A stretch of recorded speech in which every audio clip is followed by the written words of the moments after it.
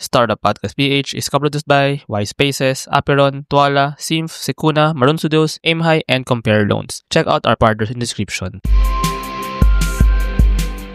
Welcome sa Startup Podcast PH, inspiring more Filipino entrepreneurs and innovators. Live tayo ngayon dito sa Bacolod Alpha Hub here in Bacolod City. We have Plantsville and we have the founder, November Canieso. Yo! Hello ma'am, kamusta po kayo? Magandang hapon po sa inyo at sa lahat ng mga followers ninyo. Salamat po for having me. Ayun, very interesting si Plantsville Health, ano? So, I think, may kinalaman sa plants and sa health, ano? Correct. Nasa harap po natin ang ating mga products. Maybe maya-maya, isa-isahin natin yung mga products. Pero siguro, muna po tayo? Introduction muna tayo. Ano nga ba, Miss November, ang Plantsville? Okay. So, Plantsville Health is a social enterprise that saves the Philippine cinnamon by planting the endangered Philippine cinnamon by planting it in partnership with smallholder farmers, looking for funding so they can be paid to plant the cinnamon. And then we buy their cinnamon, and then we have a processing facility. We process it into healthful products. So all of this towards saving the cinnamon or conservation of the cinnamon, providing livelihood to the farmers, and of course to us, because we're a social enterprise. And then providing healthful products to our customers, our partners, even to ourselves, to help mitigate the effects of climate change. Oh, actually, parang dalawa po dun yung super interesting actually for me. First, yung cinnamon. Cinnamon ba ay marami dito sa Negros, sa Bacolod? Yes. So, ngayon, madami na po. But dati, when we started, there were only 50 remaining trees. So ngayon, in partnership with the farmers and with the Negros Occidental Provincial Environment Management Office, there are about 13,000 cinnamon plants standing na. Actually, the cinnamon grows all over the Philippines. And sadly, it's also endangered all over the Philippines.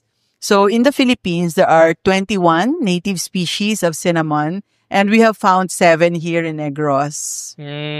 So parang actually yung the problem kumbaga that you're solving here as a startup is also yung pagbigay pa ng more value sa cinnamon natin, and parang mas mabuhay yung cinnamon farming industry. Tama po ba yun? Yes, that's true. So yung pinaka-root cause nito is Filipinos and farmers in general, like you and me, do not know that we have the Philippine cinnamon. Actually, yes. Diba? To be honest. So because we don't know it, we cannot do anything about it. That's why with farmers, the first thing that we do is really teach.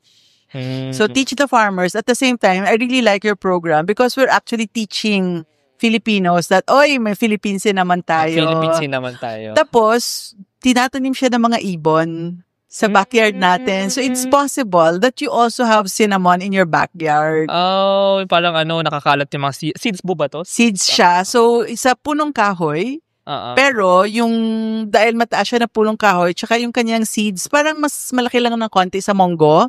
So, syempre, mga birds, paborito yan ng birds. Pag kinakain, nagda-dropping siya, diba? Yun, tumutubo yun. Pero, karamihan sa atin, binubunot, ina-uproot yon kasi hindi naman natin kilala. So, sana makilala natin yung cinnamon para, una-una, pag meron ka sa bahay mo, don't kill it. So, nurture it. Or kung wala ka, maganda din na makapagtanim ka. Tapos, syempre, hopefully, magustuhan mo yung products, itry mo. Kasi yung mga cinnamon namin, kinukuha din namin sa mga farmers. So, parang ni-incentivize sila. Yes, makakatulong din sa mga farmers. To keep them growing. Yes. If I may ask lang, Miss November, bakit po cinnamon? Yes. So, nung galing kasi ako sa corporate for 15 years. Dito sa Bacolod? Or sa Makati. Wow. Oo. Okay. Tapos, nung bumalik kami sa Bacolod, I had a small garden. So sabi ko, I will plant superfoods. So when I researched, cinnamon is a superfood. Yes. Nung nagbablog ako, I discovered that the Philippines pala has our own cinnamon at endangered siya. And yet, we import almost all of our cinnamon. Yes. So parang, I'm a student of business and I did business also in corporate. Makikita mo kagad yung market gap. On the one hand, it's all imported. There's a local demand. And yet, may cinnamon pala tayo. Bakit tayo nag-i-import? Meron naman tayo. Oh, this is gonna be actually game-changing po, Kasi, cinnamon bread. usong-uso yan. We know that, no, we eat that. And then, I'm not sure, baka nga majority ng cinnamon natin ay ini-import natin. And it's time na hindi tayo nag-i-import, but we produce our own cinnamon. Yes. And may isa pa pong parang very interesting din dito, no? Parang you're a startup, but you're a social enterprise startup, but you're also helping the farmers, and you're also, parang may mga ginagawa pa mga product. So, para din kayong startup na nagpapanganak pa sa mga products or sa mga actually, parang startups din yung mga iba dito. So, siguro on that end naman, bakit, parang why did you think of that kind of model na patuloy yung pag-innovate or yung paggawa ninyo ng mga product?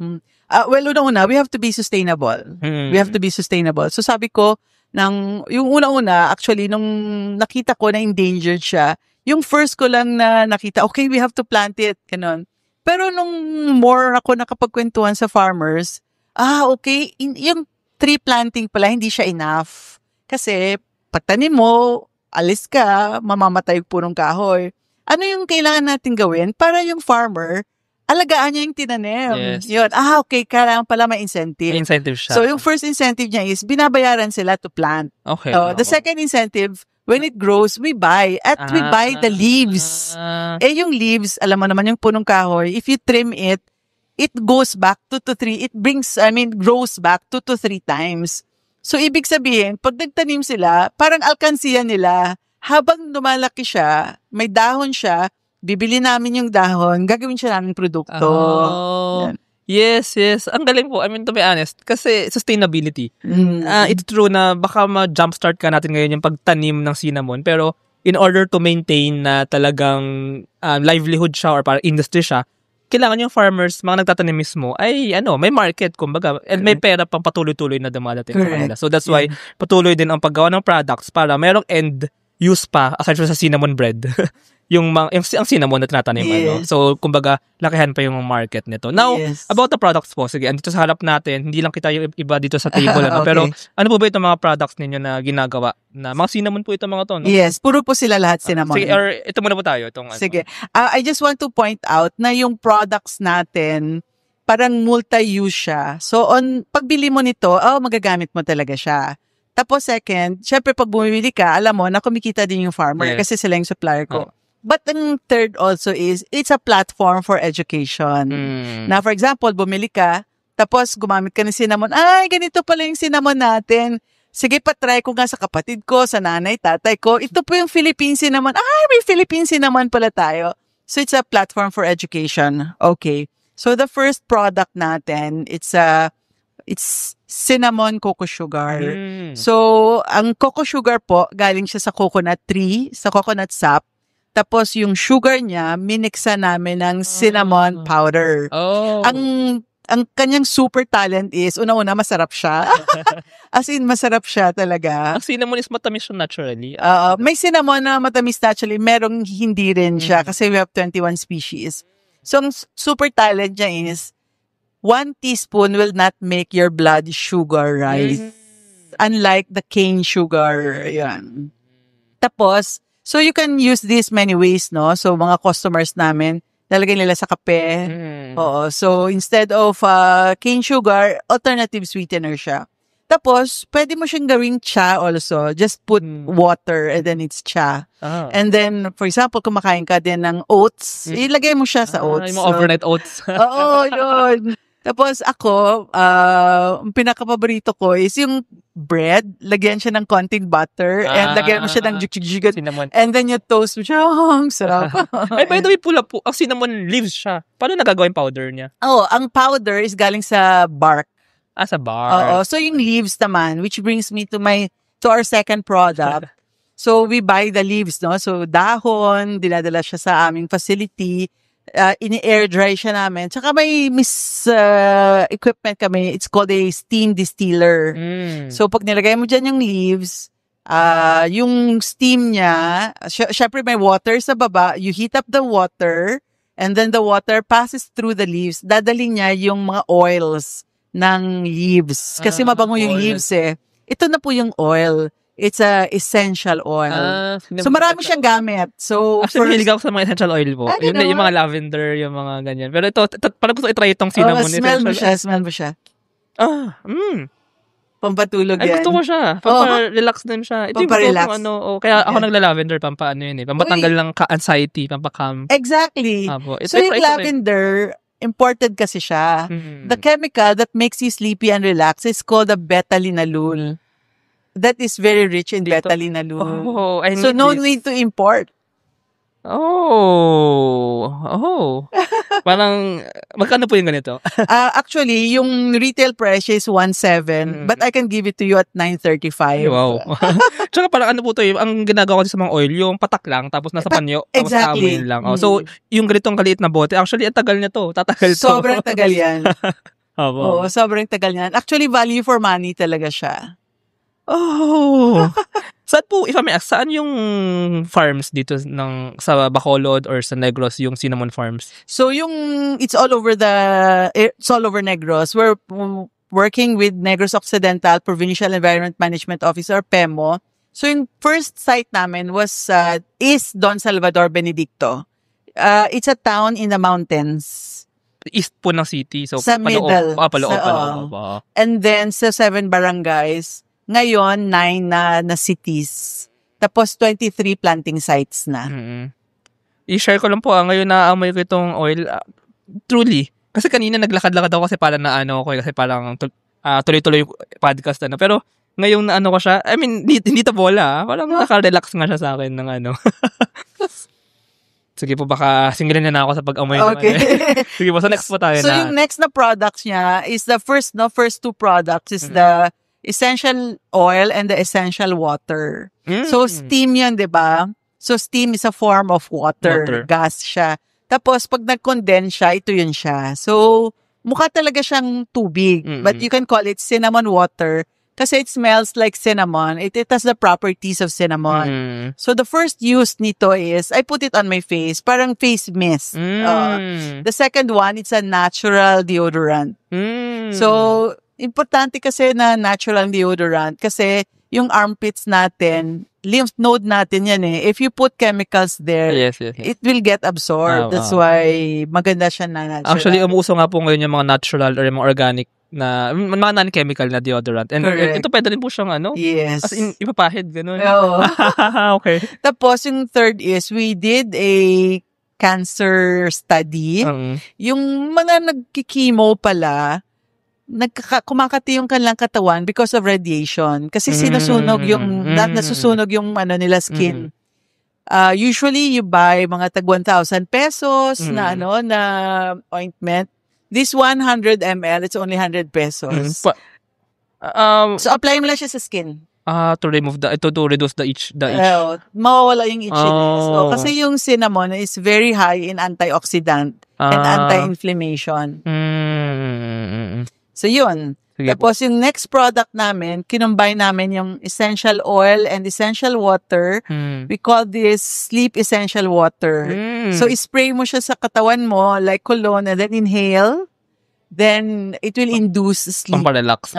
So, it's safe for pregnant women, for babies, ganun.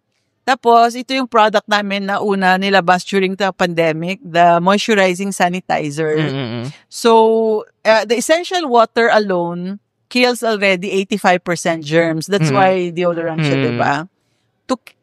For it to kill 99%, we had to put ethanol. So, alcohol, alcohol siya na 70%. Required yun ng FDA eh. Can I see lang po yung Sure. Sanitizer yung sanitizer. Niya. Moisturizing sanitizer. Yeah. Pero we call it natural moisturizing sanitizer kasi usually yung sanitizer, di ba, nakakapag-dry ng skin? Yes. This one, hindi siya nagda-dry. Dahil yung hydrosol or essential water, may mga traces ng oil yon. Pag pumunta siya sa skin mo, nilalock niya yung moisture sa skin mo.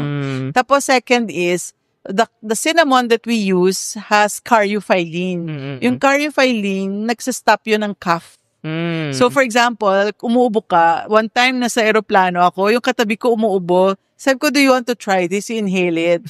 Tinry niya, tumigil ang ubo niya. Wow. So, and then the last one, ito yung sa mga products na there's a group of old women, gumagawa sila ng ginger liniment. So, I put cinnamon, essential oil. So, cinnamon ginger cinnamon liniment na siya. Mm. This is, to me, this opens a door in a sense that we have so many products in the Philippines. You can use the cinnamon essential oil or essential water to spice it up. So, for example, yung mga nagte-turmeric tea, lagyan nyo ng cinnamon. Diba? Or gumagawa ka ng ng lotion, lagyan mo ng cinnamon. Yeah.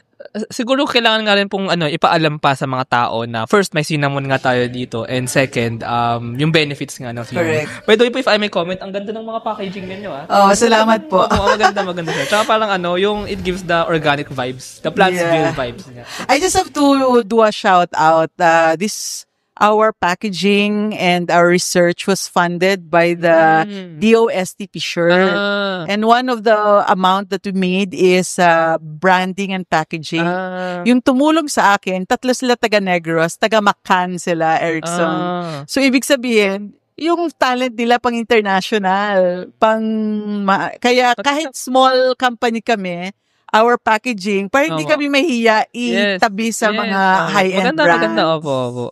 Even yung logo sila din po yung gumawa ng logo. If I may ask pala po, so yung yung parang kung saan siya distill, saan siya ginagawa, doon din sa mga farms, doon sa... Sa amin po ngayon, isa pa lang kasing processing facility namin. We are in partnership with the Technological University of the Philippines, Visayas.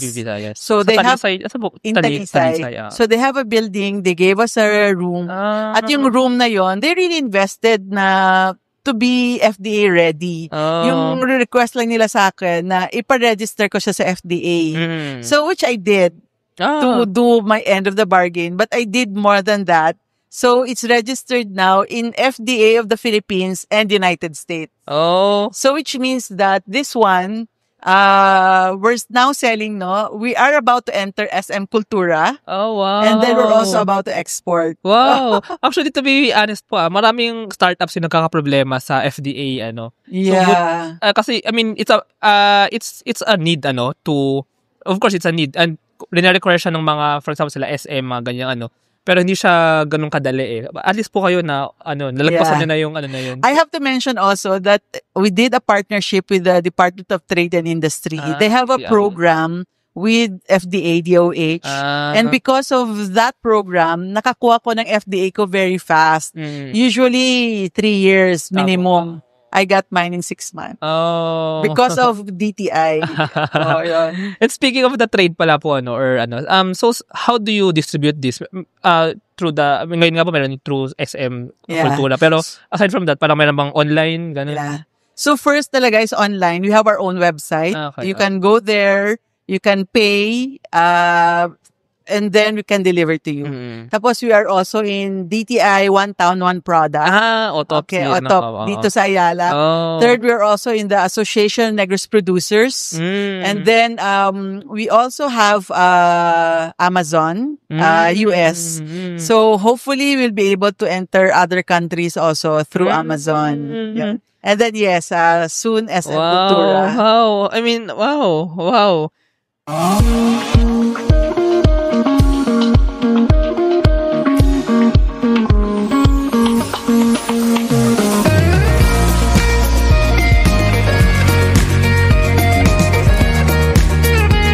Trust the digital future with Twala. Secure and tamper-proof digital signature. Electronic notarization service. And custom AI agents for intelligent document workflows. Visit twala.io to learn more. In today's digital world, your organization needs more than just technology. It needs a strategic partner. At Symph, we build web and mobile apps that drive innovation for startups, enterprises, and organizations worldwide. Visit symph.co today. Protect your assets from bugs before bad hackers exploit them. And launch your products seamlessly with Secuna, your trusted partner in cybersecurity. Receive reports in real time and work with security experts to find bugs in your products before others do. Let's make your security our priority. Tsaka imagine that na yung cinnamon na medyo nakalimutan dati sa Pilipinas, tapos biglang magiging pride ng Pilipinas. Yeah. Wow. I mean, nawalan ako ng words pero parang ang laking pride nun and ang laking parang for the Philippines na Yeah. So speaking of that po, can we know, Miss November nga, yung story? Kasi you mentioned na nag-corporate kayo. So bakit kayo nag-Plantsville? Okay. Sige. When I was in college, 16 years old, teacher ko yan, si Ma'am May kanina. Okay, Teacher ko si yan Doc sa May Lasal, si Doc May. Dito yung... Dito Lasal, ako nag-aral Bacolod. sa Bacolod. Oo. Volunteer na ako ng Community Extension Program or Balayan. So, for 4 years, exposed ako doon sa nangyayari sa community. Yun, that's one. Second, I also took up, ang tawag doon dati was Community Development Economics. Pero pangalan niya na ngayon is Social Entrepreneurship. So, at that time, di pa sila masyado clear Are you NGO or are you business? So ngayon, mas clear na social entrepreneurship siya kasi it's a totally different animal. And then, afterwards, I applied sa NGO. Hindi ako natanggap. Pero natanggap ako sa research sa UP Diliman. And then, Ano po doon na sa UP Education, ERP, Education Research Program. Okay, And then, nagkaroon ng, that time maraming uso yon na they took in honor graduates. So, I asked my aunt, who's then vice president ng UP, sabi ko, Chay, there's an opening in the bank. But I came from NGO, social civic society. Biglang magkakapitalista ako. Parang sobrang layo. Alam mo sabi niya sa akin, ganito. Sabi niya, money will always be in the forefront of development. Ibig sabihin, if you understand how to use money for development, you will do it well. True enough, because I understand money, I am able to do social entrepreneurship. Yes. Tsaka social entrepreneurship siya na, of course, money pa rin yun kasi entrepreneurship, pero by social, meaning yung napupuntahan ng money is na ibabalik. Hindi naman siya parang talagang for profit na talagang for profit, kundi nababalik din sa mga, for example, here, in the farmers na nakikinabang din talaga. Kasi sila din naman yung nagtatanim ng cinnamon, for example. Yeah. So, and then, paano nagsimula si Plantsville? Like, the idea na the cinnamon nga, or like, and then, even from idea, yung pag-execute, kasi hindi siya madali Of course, hindi mo madali gumawa ng ganito, ng products, mag-conceptualize. So, paano naman po nangyari yun? Through lang talaga, blood, sweat, and tears. Alam mo, nagsasmile lang ako, pero the things we had to go through just to be where we are right now, parang, kung di mo talaga siya passion, siguro ayoko na lang. In fact, especially I'm a woman, parang una-una may one time I attended a training ng DTI, hindi DTI Negros, DTI National. There was one lecturer there, sinabihan ba naman ako in national forum. Sabi niya, you don't have a business, you only have an advocacy. Imagine that. Diba? Parang, kasi a lot of people don't understand social entrepreneurship. So sa isip ko lang naman is, well, if you look down on this, it's up to you. But I'm telling you, there is a lot of impact and profit that can be made on specific industries as long as you know where you're going. Grabe naman yun. Pero, at least that advocacy turned into a passion pa, tsaka a business pa. Yeah. And I think yung model na conservation, livelihood, health, climate change, it is replicable kasi we replicated it already from 1 town to 8 town, 9 towns.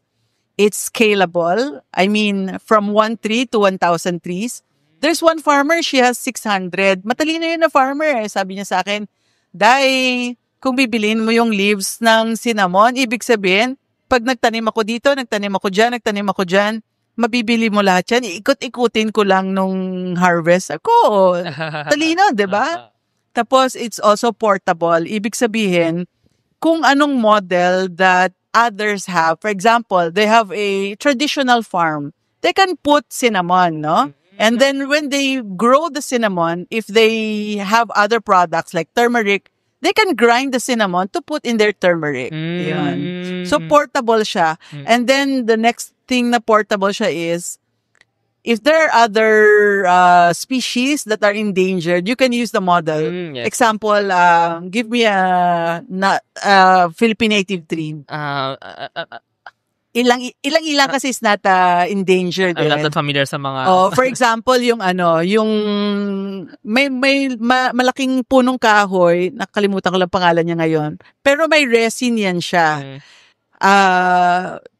You can use that model. Parang, yes. how do you plant it? So, alam na natin that when you plant it, you have to pay the farmers. Okay? When it's harvest time, you have to get it from the farmers. That way, you can really save the tree. Yes. Kasi the farmers will plant Yes. Yun. Next is, there's already a market. That's a Manila Copal. Manila Copal. That's Manila Copal. And then, mahal yun. Sobrang mahal yun. Actually, they're already doing it in agarwood. Yan. Ang ganda nga nung model na parang na pay to incentivize yung jump starting, and then once harvest na, kailangan meron din market. So, Yes. And I think that way, the advocacy before turned into a business nga. And actually, to be honest, for me, I think it's also time for startups, tsaka for businesses, not just to have a business, just to have profit, but also to have a deeper meaning behind pa, like an advocacy behind nga. So it can actually be it's actually good to combine the two, advocacy and business. Advocacy for the meaning, for the passion, business of course for the sustainability actually for the model dito. Now andito tayo ngayon sa Alpha Hub dito sa Ayala Malls Capital Central. Paano naman po napunta si Plantsville, or paano nabuo yung partnership ni Plantsville, or nasusupport ng Alpha Hub si Plantsville? And parang ano yung motivation niyo po here? Now maybe you really want to level this up and parang go maybe beyond Bacolod, even go national, or maybe go even outside. So ano po yung parang acceleration, kasi this is an accelerator hub eh. So ano yung parang thoughts on going to Alpha Hub? Okay. So, una-una, si Alpha Hub kasi, because it's housed here in the mall and run by the city, it's practically a door for us to get known to other network. Hindi naman kami nila papansinin right away kasi maliit lang naman kami na player. But if it's the Bacolod City local government unit championing the startup, okay, then that is something, right? Tapos yung second is the physical facility itself. As a startup, alam natin lahat yan. We have to keep our expenses really small kasi as we grow, we need more money. Dapat we're not bogged down by overhead. Pero because of this facility, we have a meeting place, yun. May internet siya, may table siya, kompleto siya. Yan. And then the third one is anything that I need, I just ask them, do you have something like this? Do you have something like that? Okay, they provide. And by the way pala po, so... It's like standing on the shoulders of a giant. Wow. And by the way, so do you... Yung mga buibili po ba nito now is Bacolod or even outside Bacolod? Yes, local and international. International talaga. I was referring to national lang. I mean, even outside Bacolod, I mean, Manila or ano. Pero may mga shipping, as in, or mga tourists na pupunta po dito? Una-una, may mga Filipinos abroad na want to help because they know it. By the way, yung aming science advisor, si Dr. Augustine Doronila, he's based in Australia. So, siya mismo, when he talks about the Philippine cinnamon, so, yung grupo nila bumili sa akin. And then, maganda itong ginagawa mo, no? Kasi it helps spread the word about cinnamon and Plantsville. And then when people Google cinnamon, lumalabas kami. So we have clients from Japan, from the US, from maraming other places. Speaking of that po, well, first of all, for sure lalagyan natin sa title nito, Philippine cinnamon something. But para ma-search ng mga ano. Pero sa Southeast Asia, or maybe sa Asia, medyo onti lang din po ba ang cinnamon or ano? Kasi parang ano din to, medyo siya maging opportunity for the Philippines to become like the cinnamon producer sa Southeast Asia even, for example. Oo. Actually, sa totoo lang, remember we were colonized by Spain, no? For our spices. No? So, the cinnamon was our first export during the Spanish regime. And even before the Spaniards came, the Philippines was already being used, no? To your question, in Asia, maraming countries na nag-grow. So right now, ang cinnamon in the world is produced by China, Cambodia, Indonesia, Sri Lanka, Vietnam, no? 3 weeks ago, I was in Non-Timber Forest Product Exchange Program Asia, which consists of Cambodia, Laos, Myanmar, and Vietnam. They have cinnamon. Hindi endangered yung cinnamon doon. So in short, in India also, marami silang cinnamon. Pero tayo lang yung cinnamon na minty. Dahil po ba yun sa weather, climate? Soil natin. Sa soil. Sa soil natin. Oh, minty cinnamon. Very unique ang ating cinnamon. It's like having mint and cinnamon. Baka mas masarap sa kape. Mas masarap sa... So, at least we have a niche. We have a special cinnamon. Yeah. Saan ngayon po ba? Sa Pilipinas? Bacolod pa lang ang may cinnamon or meron rin ba sa ibang parts? So, ang cinnamon, actually, naturally growing siya. So, 63 LGU, 63, ilang provinces ba tayo? What I'm just saying, that's maraming LGUs na pwedeng magtanim ng cinnamon. May mga cinnamon pa na mga mother trees that we need to save. So yun. So it exists all over the Philippines. Okay. Pero in terms of program na ganito talaga, Negros Occidental pa lang. But I did also a consulting sa Tarlac. Oo, yung mga ETA doon, 'di ba? Umalis sila sa lugar nila nung pumutok yung bulkan. Ngayon, nung nakabalik na sila, I helped them look for the cinnamon. Grabe ang bango ng cinnamon nila. Baka iba pa yung flavor ng cinnamon doon. Iba yung flavor ng cinnamon doon. Actually, mas mabango. Oh. Kasi ang soil nila, nag-different na, di ba? Kasi it's covered by lahar. Yes. Oh.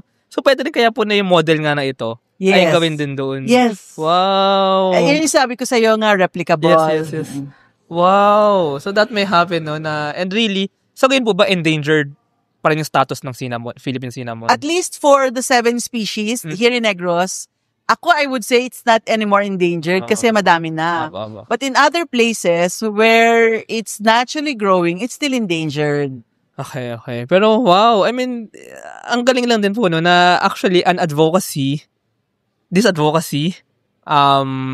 it's not just an advocacy, it also became a business. But at the same time, talagang may impact, may positive impact sa sa environment tsaka sa mga communities, no, na yung mga farmers nga natutulungan pa mabigyan ng livelihood. So, correct. Grabe, ito yung mga business, ito yung mga negosyong kailangan ng Pilipinas. I just have to mention na yung punong kahoy is a carbon sink. Ibig sabihin, if you drive a car, you should plant trees. Kasi yung carbon stays up to 5 million years in the atmosphere. But if you have a tree, it gets absorbed right away. So, alam natin yan. Second, yung punong kahoy, because natural siya, bahay siya actually ng maraming fauna at iba pang flora. Yes. So, for example, there's a Visayan kukushrike. It's endangered. It's salinsiyang. It's only found in Negros and Panay. At nakikita na siya ngayon sa cinnamon trees in Don Salvador Benedicto. So, there's also another, yung kaba-kaba butterfly. Nag-multiply siya dun sa bark ng cinnamon. So, may bahay na siya ngayon. Dahil may bahay na siya, dadami na sila. So, one time nga pumunta ako dun sa farmer, nakita ko ang insekto. Ang ganda ng insekto. Tapos sabi ko, nakikita niyo ba to dati? Niya, hindi, ma'am. Ngayon lang siya nakita dahil nandyan na yung cinnamon.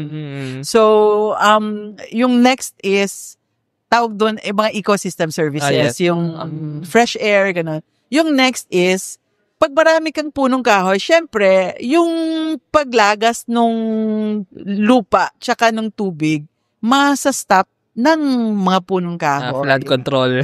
Yeah, so, if you ask me, very strategic na punong kahoy yung Philippine cinnamon. Oh, by the way po, so itong cinnamon, should they be in like farms na as in bukid, in field, or can it be in households? Parang mga backyard farms? Oh, okay. Una-una pwede talaga sa households. Okay, in fact, sa bahay ko meron talaga ako parang ng gusto ko rin tanim ng cinnamon. Sige.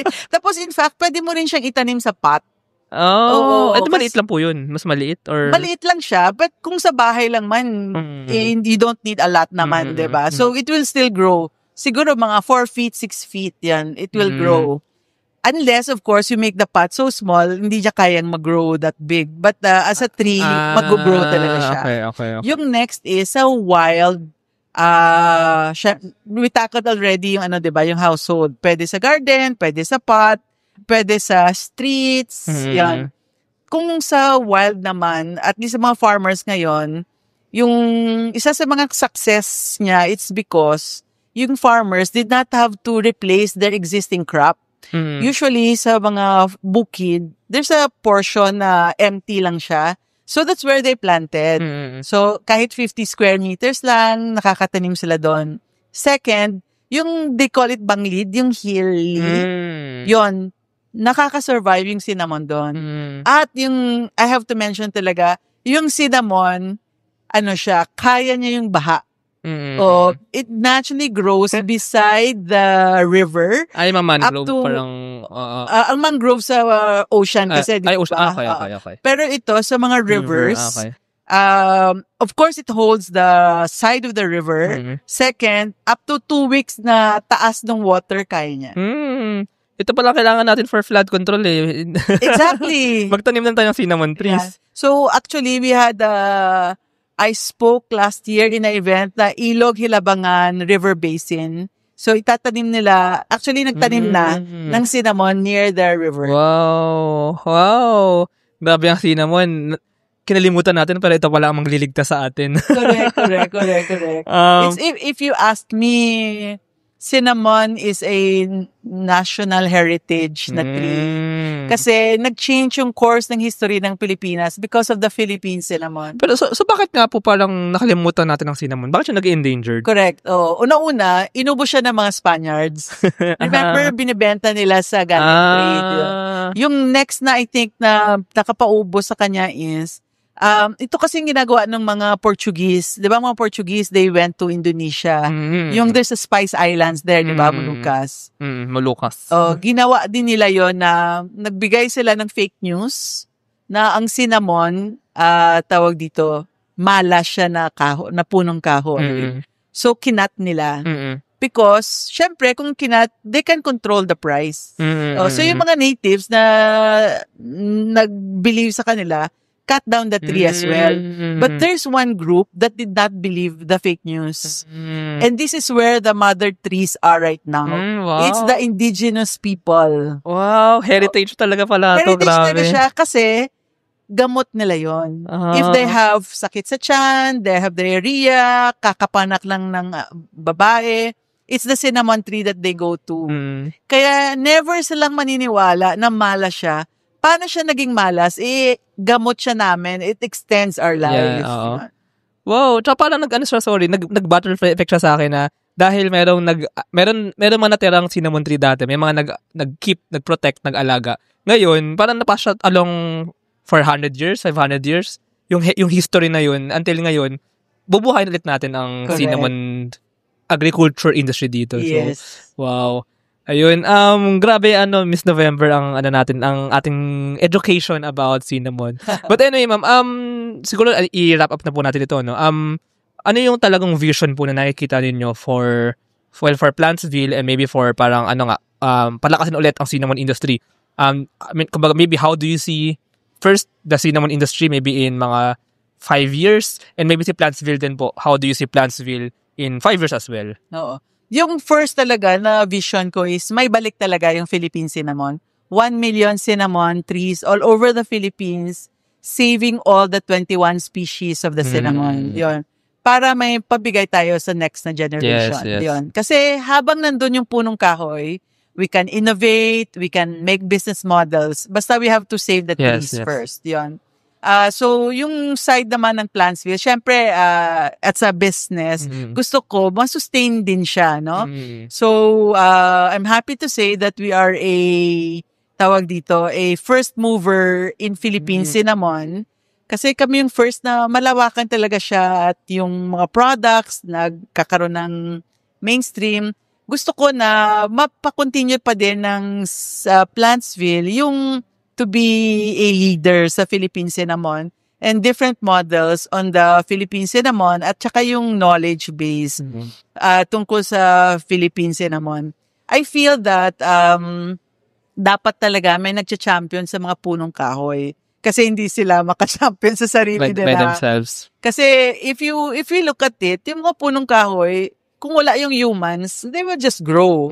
It's actually the humans that cut it down. So, diba? So, by educating and incentivizing everyone in the value chain on the Philippine cinnamon, that will help bring it back. Ayan. And I want Plantsville to be in the center of it. So, hindi lang, I mean, parang ano po, no? So, si Plantsville, is, of course, it's a business na, on the side na parang to sustain nga the cinnamon industry. It's also an advocacy. And third, parang ano rin siya cultural symbol na rin. Pwede siya maging cultural symbol na to protect our heritage, to protect the cinnamon agriculture, the cinnamon industry, and kumbaga the cinnamon trees, kumbaga And may last question pala po kung bigla ko lang naisip on jumpstarting yung mga sa mga cinnamon farmers nga po. You paid them, di ba, para magtanim sila. So, hindi ako nag-pay. I helped raise funding. Yun, that's what I wanted to ask. So, nag-raise kayo talaga ng funds? Yung first namin na-raise sa local government unit. We raised 550,000. I did not even ask for consulting fee. Binigay lahat sa farmer kasi mas kailangan nila. Pero maganda naman nun is, they gave their trust more na, this person, parang serious talaga siya tumulong sa amin. So, sige, tulungan din siya natin. Ganun. So, ngayon, syempre, I collect na consulting fee, ganyan.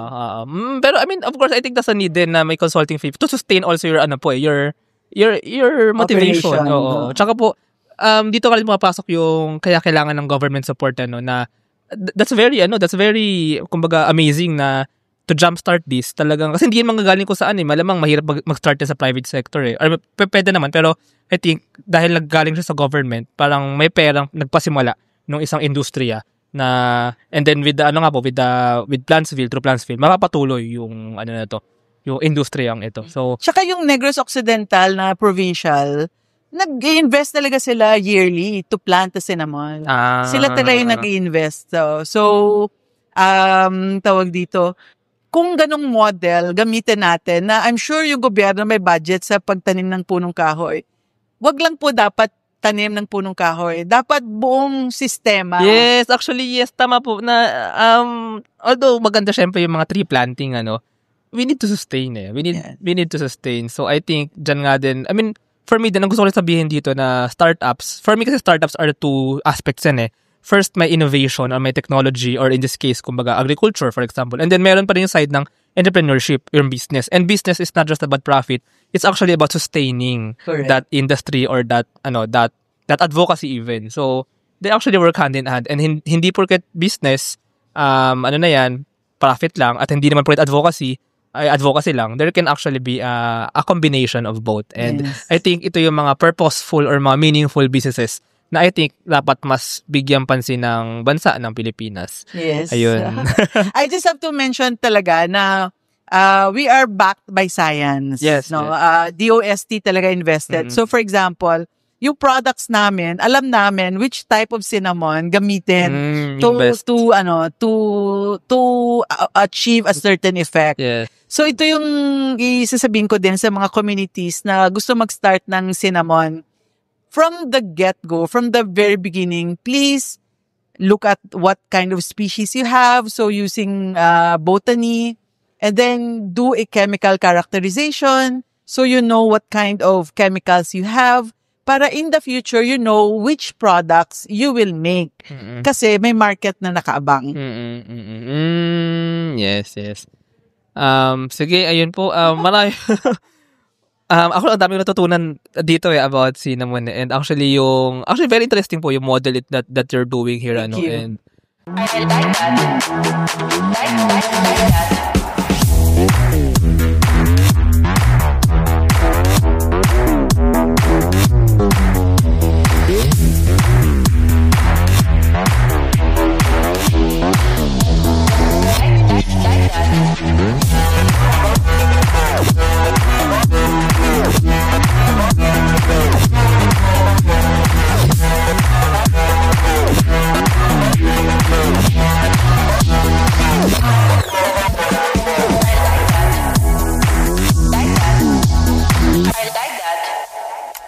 Introducing Aim High. Smarter construction management starts here.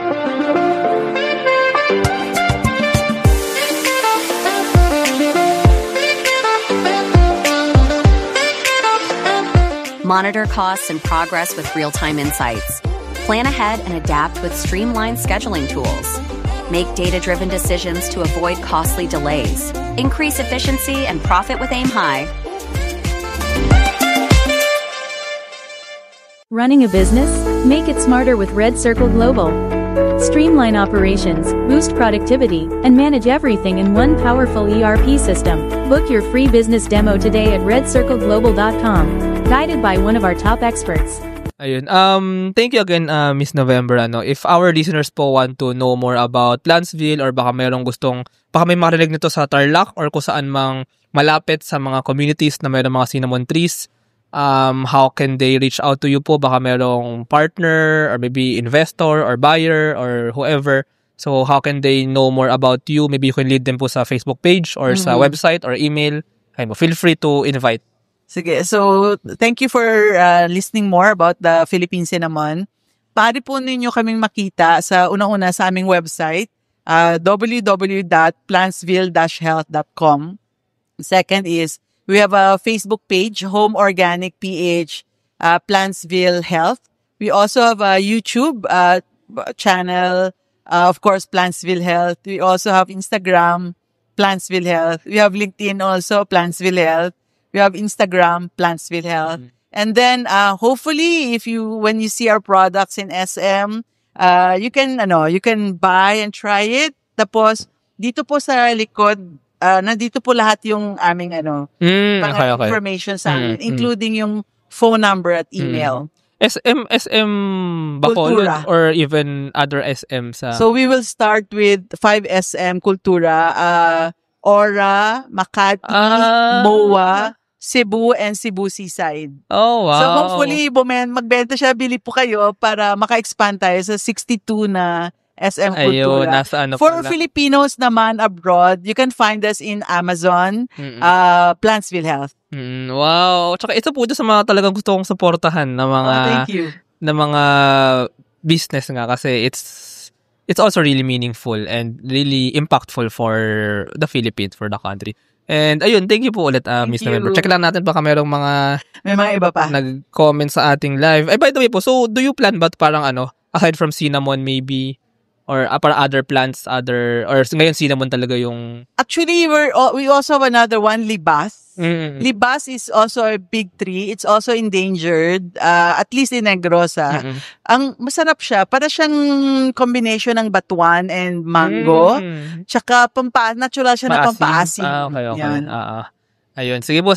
Thank you very much to our 62 patrons. This episode is super powered by AskLex PH Academy, our official e-learning partner. Get certifications on Lean Six Sigma project management, data science, and more. Argum AI. Make smarter decisions by presenting both sides of an issue as argued by two distinct AI models. Pixel by ePlayment. Turn content into opportunity. Grow deeper connections and earn more. Only with Pixel. Sign up at pixel.eplayment.co. School of Profits. Filipino-led community for aspiring freelancers, VAs, agency builders, and online earners. Built to help you start, grow, and earn online together. Founders Launchpad, our ecosystem partner. Early stage accelerator providing venture capital funding, operational support, and mentorship. Hire Business Solutions, provider of the most configurable cloud-based payroll system in the Philippines. Agile Data Solutions, the Philippines' fastest growing market insights tech company with its data gathering platform, Hustle PH. Smile Checks, streamline hiring and onboarding with automated background checks. Cloud CFO, cloud accounting service provider for businesses ready to grow. Cloverly, all-in-one digital platform for property developers. Body Beaties, accessible and personalized diabetes self-management application. HKB Digital Services, tech-based business tools including payroll, ticketing, and loyalty rewards. Hyperstocks, digital banking enabler for rural and thrift banks. One CFO, CFO services, bookkeeping and tax, and payroll processing for startups and small businesses. Unawa, driving digital transformation with secure, legally enforceable electronic signatures and robust AML compliance. Wonderbrand, data science-driven brand strategy and design for emerging markets. DiviCode Technologies Incorporated, IT solutions specializing in software development, blockchain smart contracts, digital wallets, and cybersecurity. NutriCoach, personalized nutrition and weight loss programs for you. This episode is powered by East Point Business Outsourcing Services, Filipina Home-Based Moms, Hex Colony, Sugbudo, Algacon Aquafeeds, Juan Algae, Grey Wolf Technologies Philippines, Pareto Consulting, Jura.ph, Big Giant Games, Pahatid PH, Wasteless PH, Tech Tribe, Yay, Uplift Codecom, Board Prep, Sirius MD. Support the podcast through the links in the description.